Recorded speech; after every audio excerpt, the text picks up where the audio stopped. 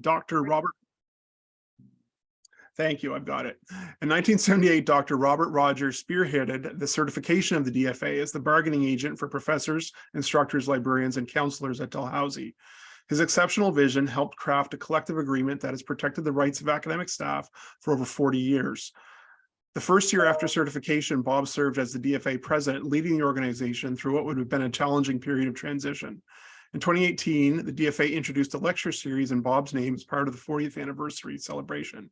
The lecture series marks outstanding achievements in the promotion of collective bargaining and academic rights. There. Just a second.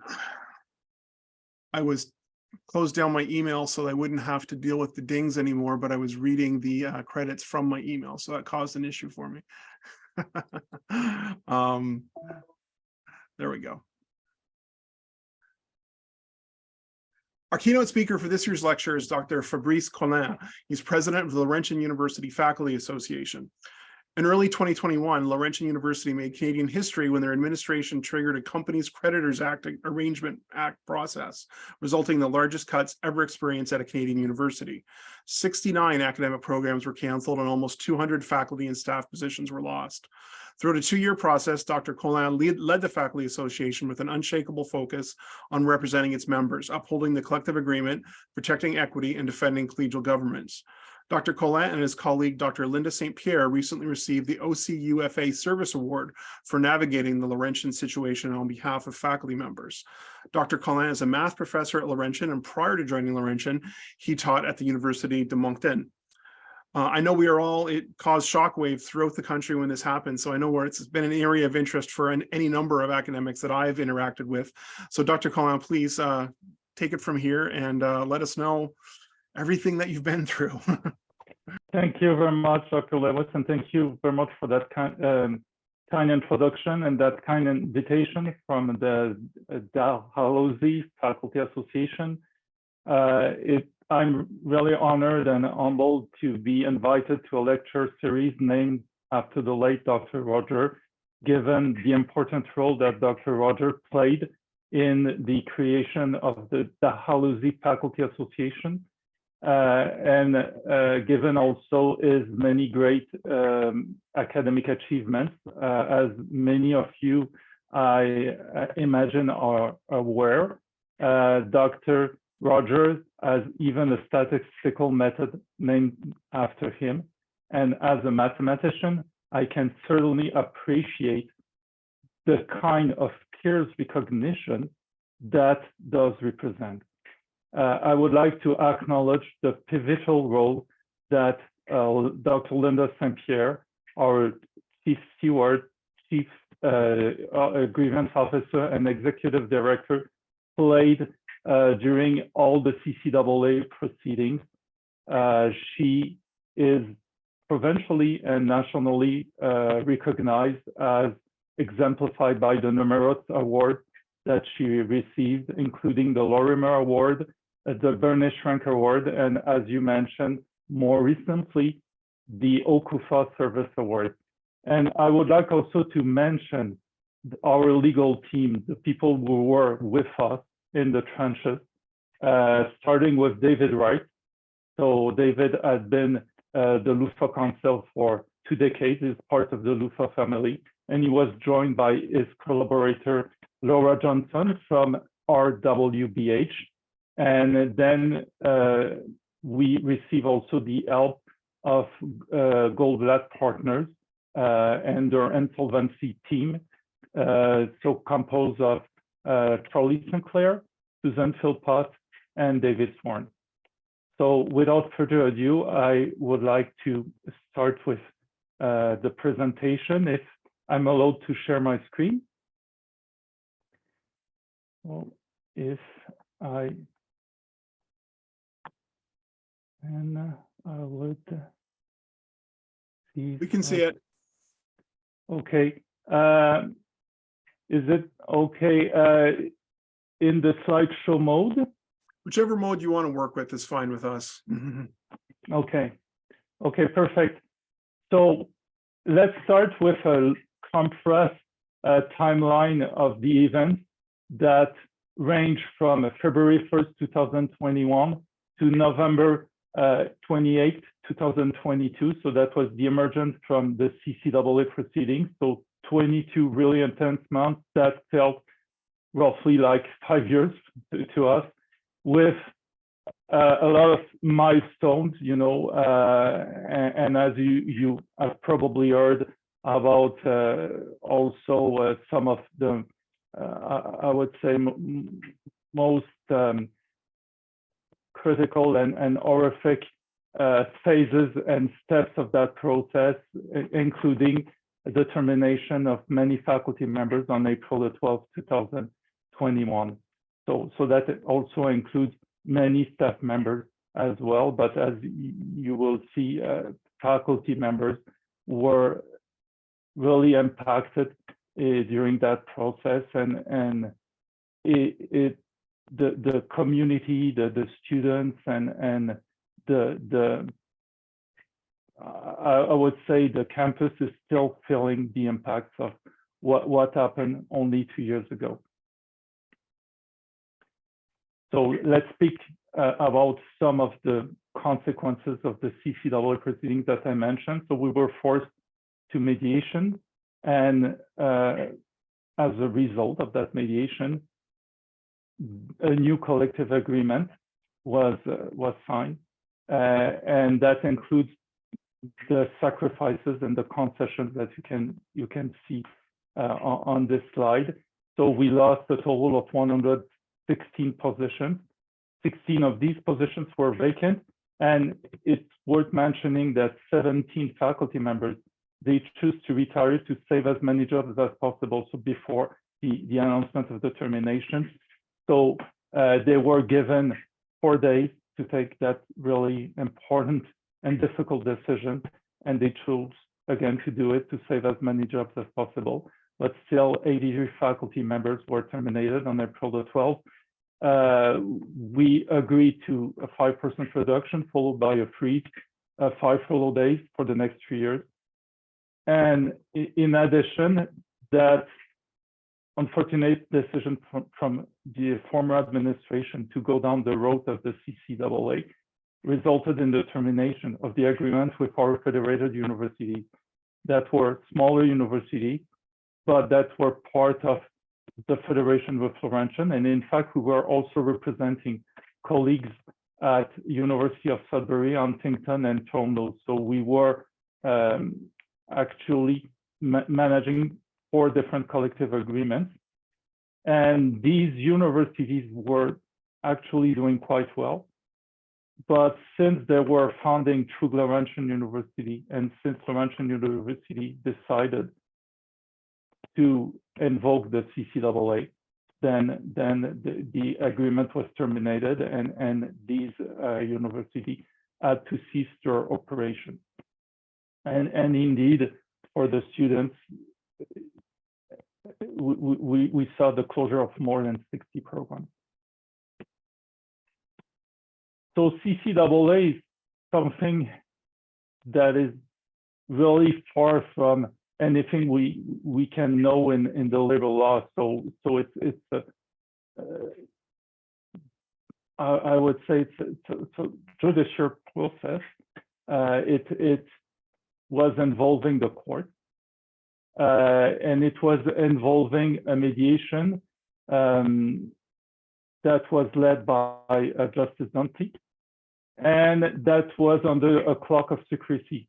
So just to give you an idea, so Linda and I were in fact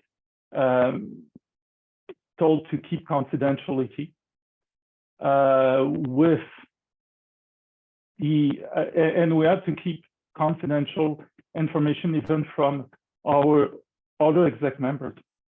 And that's so serious that they told us that we would be in contempt of the court should we disclose any information.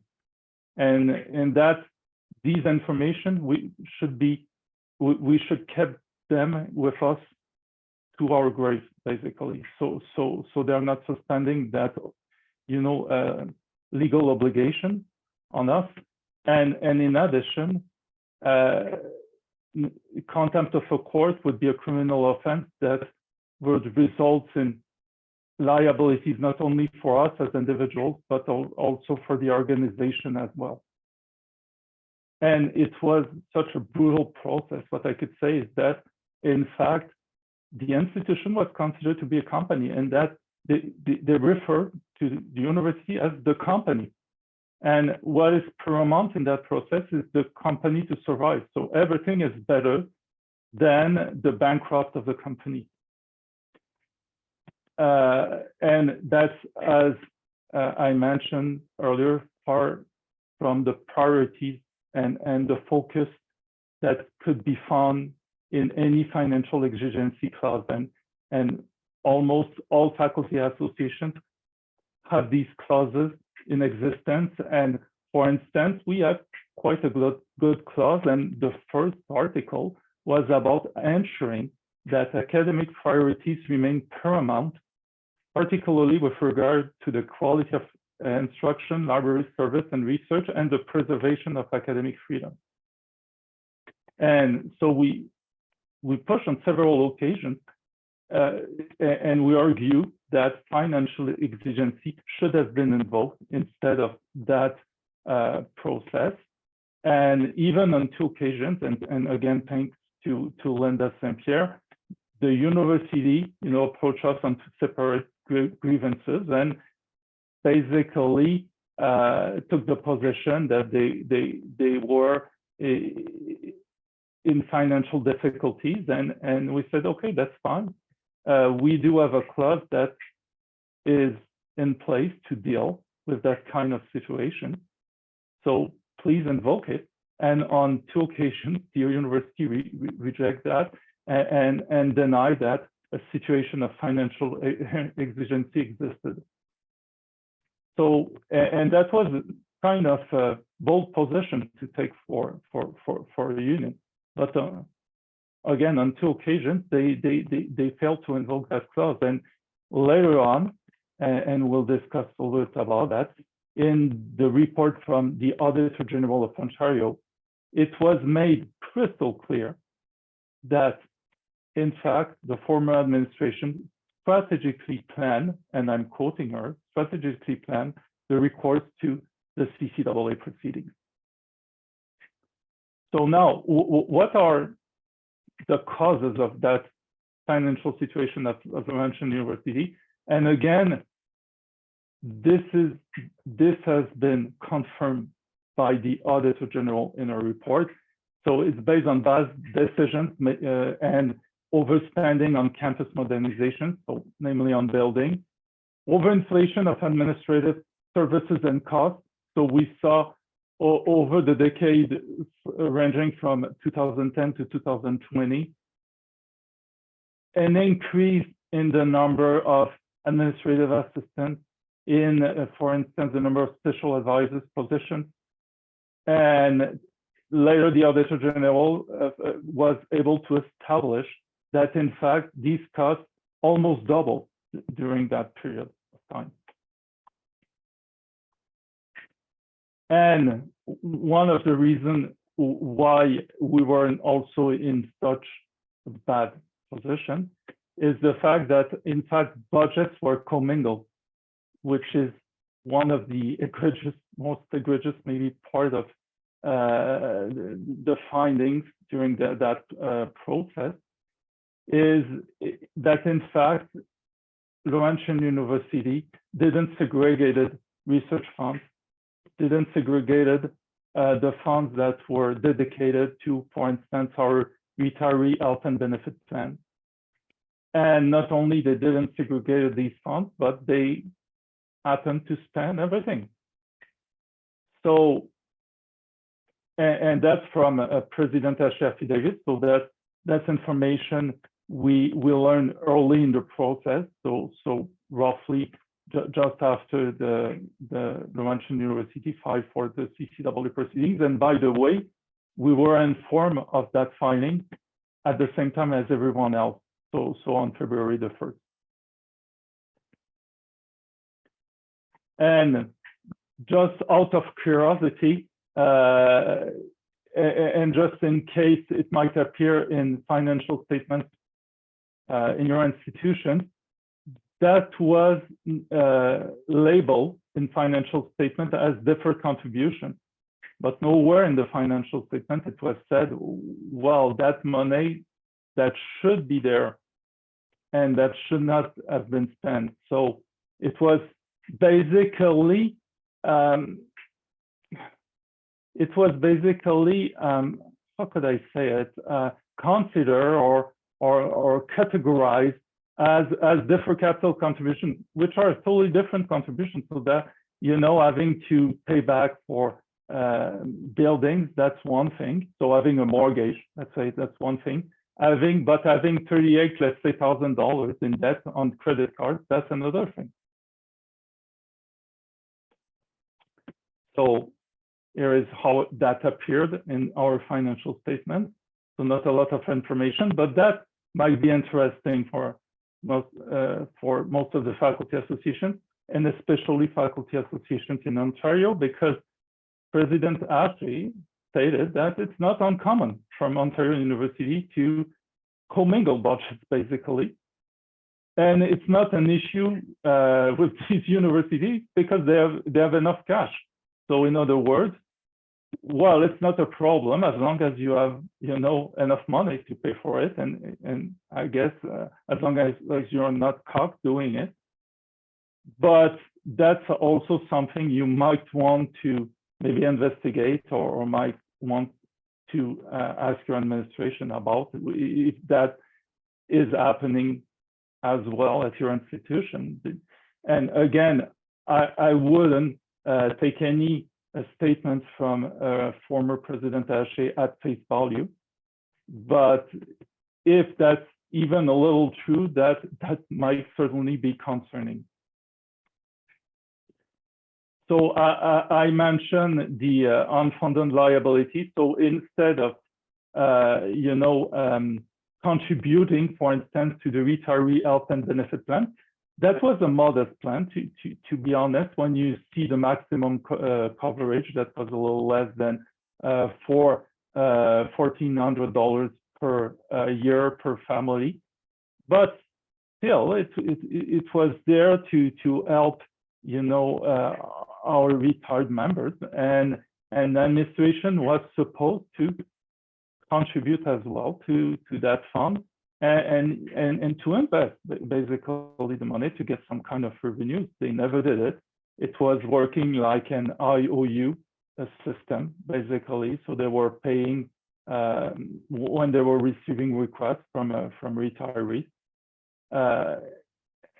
And not only that, but at some point, and again, thanks to Linda for that, we discovered that the administration was overcharging faculty members, so we were overcharged, and then they didn't contribute, and they used our contribution to pay for operating expenses. And the same applies for the supplemental retirement plan. Indeed, that is in place when the average maximum salary in a defined benefit plan is above $175,000. But again, since we are a regional university, a smaller, I would say, university, we didn't have a lot of faculty members with salaries were higher than that threshold. So that system was disproportionately benefiting senior administrators. So, and again, you can see where the RHBP and the SERP were reported in the financial statement, so as funded liability. So that was, as I mentioned, an IOU system, and that was scary because it was increasing in the year after year. So as a result of the negotiations, indeed, there was that discontinuation of the RHBP, which is really unfortunate, the SERP and the ISERP, so which are individual supplemental retirement plans that start appearing at Laurentian University when the former president, Dominique Giroux, came in 2009. But we were able also to, and that's one of our few gains in the process, to advocate for a complete governance review. And at the same time as the members voted for the new collective agreement, we held also votes of non-confidence regarding the following senior administrators. These votes were overwhelming in favor of, the dismissal of all these former administrators. So the Board of Governors has been quickly renewed, completely renewed. And Lorella Ace also was dismissed a few weeks after that vote. It took a longer time for Robert Haché and Marie-Josée to live, but they eventually left before the emergence of the CCAA. And that was really an important condition for us, to all these senior administrators to be subject to the same conditions than all the terminated faculty and staff members. Now, regarding transparency and oversight, we made that gain that, in fact, the administration and LUFA will jointly approach the Ministry of College and University to permit the appointment of 2 LUFA representatives as voting members on the Board of Governors.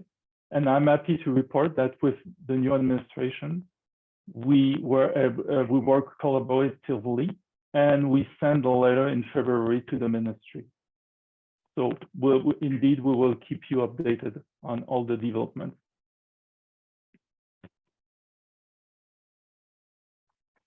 Now I'm skipping because I would like to save as much time as possible for the questions. I'm skipping the part regarding the claim process and the claim methodology, as it's maybe more technical here, but I would be happy to answer any questions regarding the claims and the claims methodology. It suffices to know that the largest claims among faculty members were among indeed terminated members and came in the form of severance pay, indeed, and vacation pay. So the negotiations of the plan of arrangement, that was critical. So it's negotiated with the creditors and should be voted by the creditors. And should the plan is, let's say, defeated or voted down, then the university could have closed, basically. So that was the last but critical step, and the last hurdle that we had to overcome, I would say.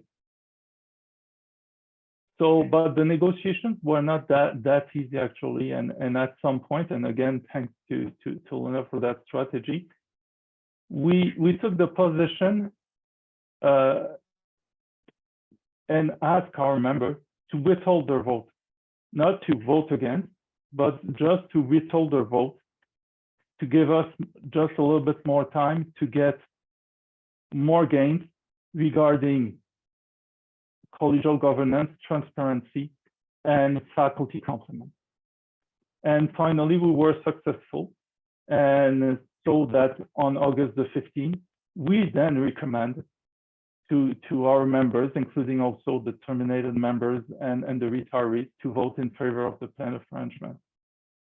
But that was a huge task. And again, Linda personally joined maybe more than 100 of members, former members, retiree, and that was critical, as you will see later, because the vote was held on September the 14th, 522 creditors voted in favor of the plan and 75 voted against. So roughly 600 creditors showed up to the vote. And we got 87.4%, which is huge, a huge majority, as you will probably agree. But then there was a second threshold, so that the vote in favor should represent at least 66.6%, so 2/3, of all the claims related to the creditor who voted. And that passed, but that was really close, really close, as you can see. And that was kind of unexpected, because we were told since the beginning that, in fact, the main three creditors, so namely RBC, Toronto Dominion, and the Bank of Montreal, would decide if that threshold would be met or not, because the total of the claims owed to these three banks were a lot higher than 66.6% of the claim. But it appears, and to this date, I still don't understand exactly what happened, but it appears that, in fact, these major creditors didn't vote. And when I was asked the question by several media, I redirected to the banks. I said, look,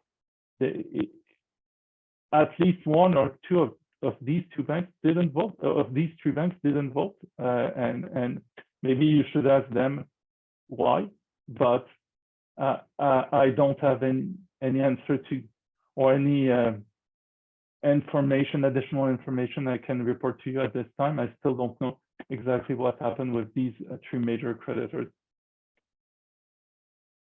So again, it was a tough task, a huge task, but we were able to secure these additional gains. So the departure of President Haché and former Provost Marie-Josée Berger. The proposal, so the government jumped in and injected almost $54 million in the creditor pool. So that's the money that would be available to all creditors. And in fact, that was a good news, because Laurentian University, should they have started selling their assets, they wouldn't have been able to come to such an amount. Now, the deal is that they will still, in exchange for that $54 million, they will still cede some of their real estate to the Ministry of Colleges and Universities. And that includes, for instance, the President's Hall. But it's still more, it's still going to be more money than the university could have raised, or could have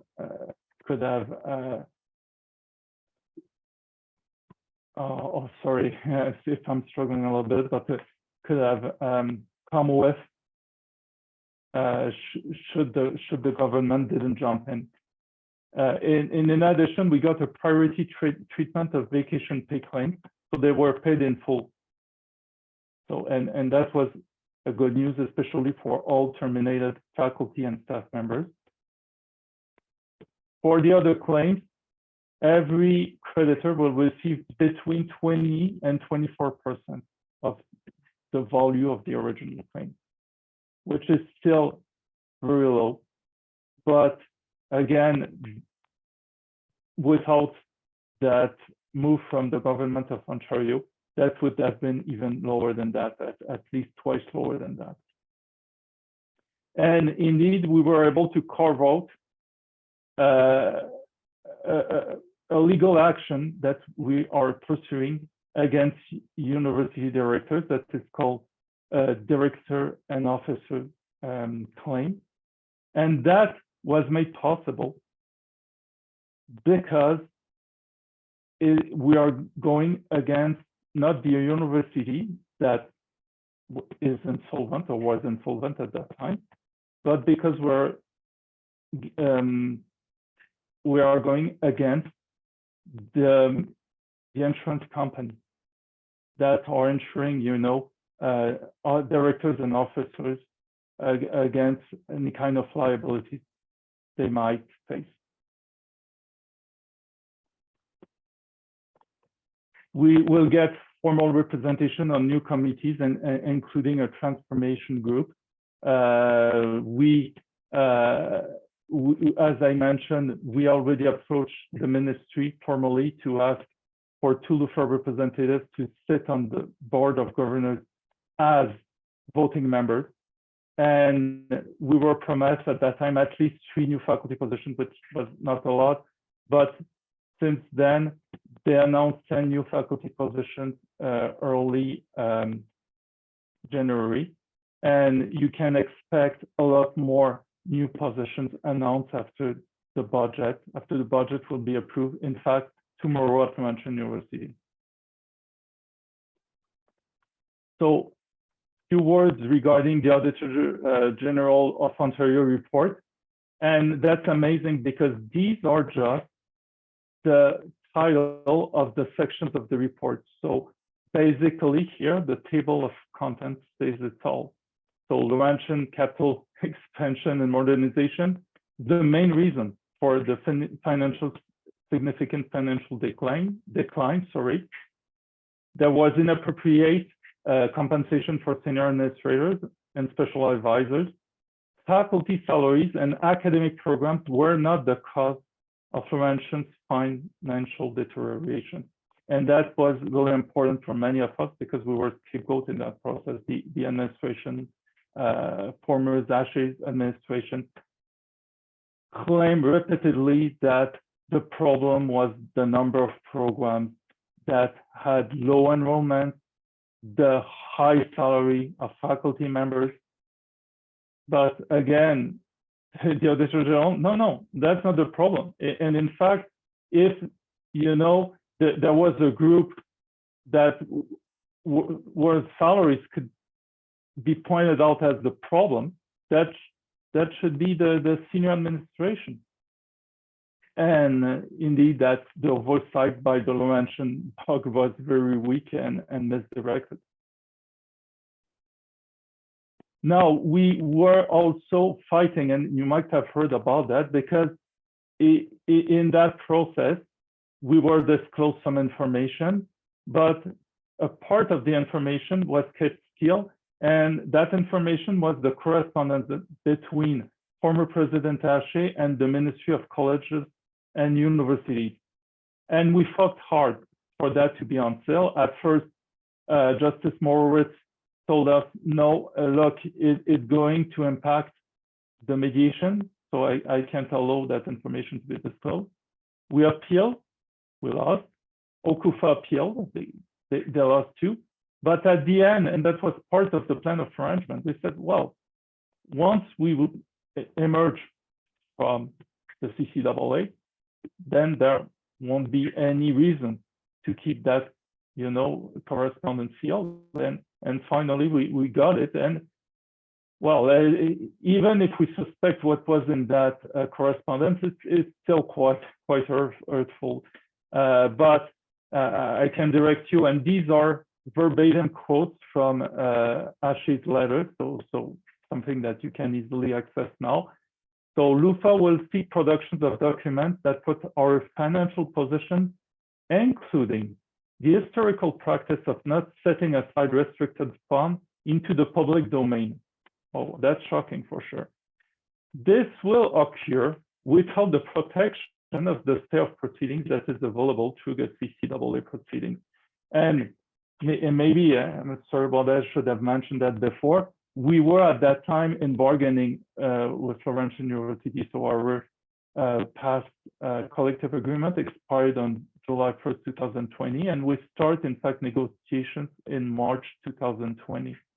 And we were asking repeatedly for more financial information because we were asked, even at that time, to make concessions that were significant. And we said, okay, well, we'll definitely consider that, but we need to be provided with rational, and the information we were provided with was unsatisfying. There were gaps, and we were not understanding exactly what was the problem.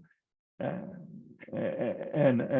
indeed, we got all the answers later, but it's interesting to see that Ashley was saying we cannot delay bargaining with LUFA for another 2 months. So, well, it looks to me like unfair labor practice, as LUFA may insist upon terms of the new collective agreement, following which they will go on strike, which we would have done for sure. And the last one is my preferred one. Laurentian University simply does not have the ability to withstand a strike, and this would also create the most disruptive outcome for the students, and most was underlined in the original letter. Yeah, as if the CCAA proceedings was a walk in the park for the students, especially for those who lost their program, who were maybe 3 or 4 courses short from graduating. I'm thinking also as, you know, graduate students who lost their mentors, supervisors, would continue to supervise it, but from other university, but their supervisors lost also access to their research fund in the meantime. So yeah, a strike would have been the most disruptive outcome. That's interesting, but maybe I'm getting too emotional there. So I'm moving on. So that's the last slide. So conclusion. So in my opinion, and I'm guilty here of self-citation, the situation at Laurentian University illustrates the failure and limitations of a corporate-like approach to managing a university.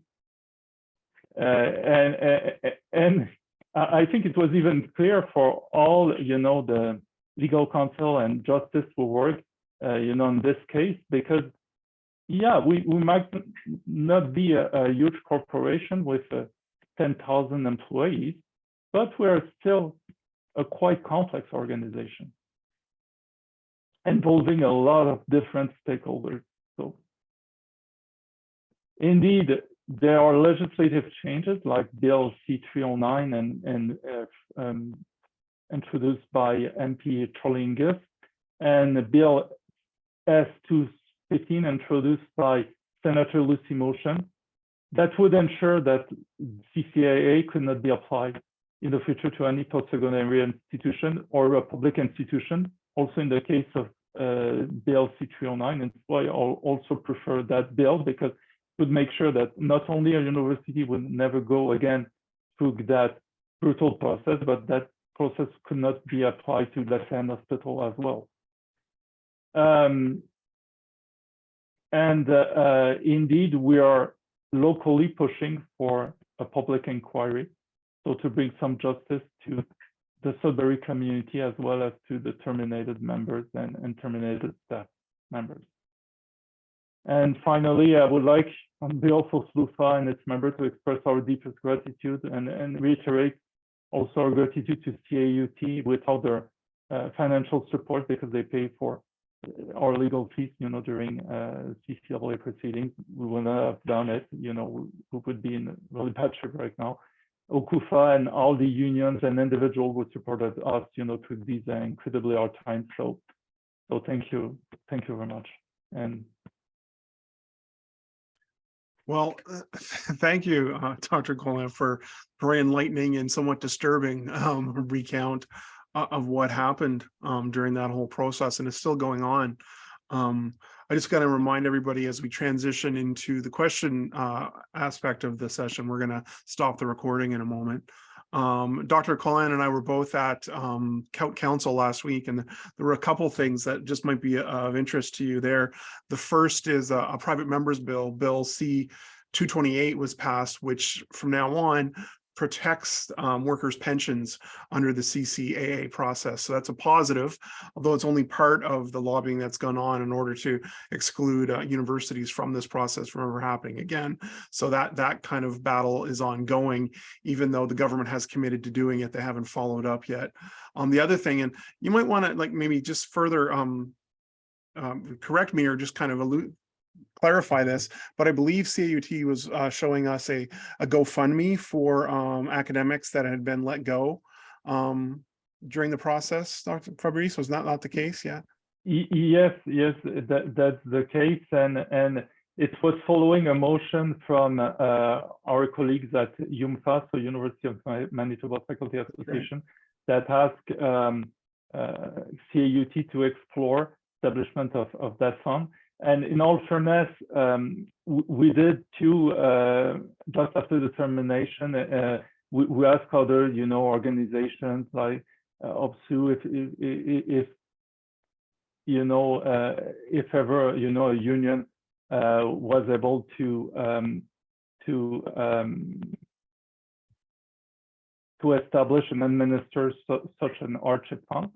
And in fact, we were answered that it would be quite difficult, in fact, to do it due to tax legislation, and the fact that should that be done by, let's say, CAUT, there would be tax implication for people receiving these funds. But on the other hand, and that was the solution that was proposed by CAUT, is that is established by an independent group members, and we were lucky enough to get volunteers like Jean-Charles Cachon. So some of you might know him. He was highly involved, in the union for decades, but also with the CAUT Strike Defense Fund. We have our former Vice President Robin Gorham and our former communication officer Desmond Mallet, who is now retired, and they all agreed to take care of this fund. So donation can be done. They created a GoFundMe page, and then we will be able to help faculty members who were terminated. So we reach out to terminated faculty members, and 5 responded that they would be in the need of that hardship fund. Some have expensive medical bills to we will follow up and kind of circulate that information to our members as well from that GoFundMe link. I'm sure people have questions. I know I've got